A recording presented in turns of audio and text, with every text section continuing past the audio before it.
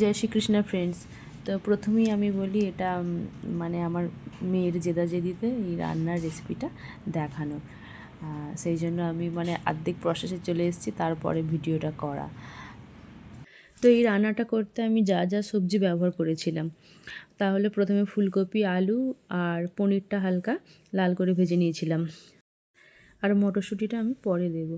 এবার আসি মশলায়। তো প্রথমে আমি তেল গরম হয়ে গেলে তাতে একটা শুকনো লঙ্কা, গোটা জিরে দিয়ে নেড়ে চেড়ে তারপরে একটু টমেটো কুচি, আদা কাঁচা লঙ্কা বাটা, ধনে গুঁড়ো, জিরে গুঁড়ো, হলুদ গুঁড়ো, লঙ্কা গুঁড়ো, এগুলো আর একটু নুন, যাতে টমেটোটা ঝপ করে নরম হয়ে যায়, দিয়ে ভালো করে নেড়ে চেড়ে কষিয়ে নেব। এবার আসি আমার স্পেশাল মশলা। সবজির পরিমাণ অনুযায়ী একটু সাদা তিল, পোস্ত আর 2-3টে কাজু আর কিশমিশ ভালো করে বেটে নিয়ে ওই মশলার মধ্যে দিয়ে আবারও একটু কষিয়ে নিতে হবে। এবার ওই মশলাটা মানে তেল ছেড়ে দিলে তাতে এবার জল দিয়ে ফুটিয়ে নেব। জলটা ফুটে যাওয়ার পরে যে ভেজে রাখা সবজিগুলো ছিল সেগুলো দিয়ে দেবো, আর এবার এই সময় দিয়ে দেবো মটরশুঁটিগুলো।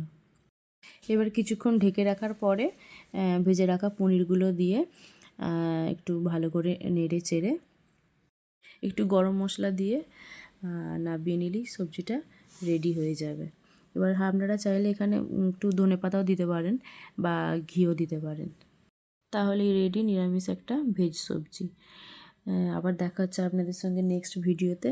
ভালো থাকবেন, আর আমার রেসিপিটা কেমন লাগলো অবশ্যই জানাতে ভুলবেন না। Tata, bye bye.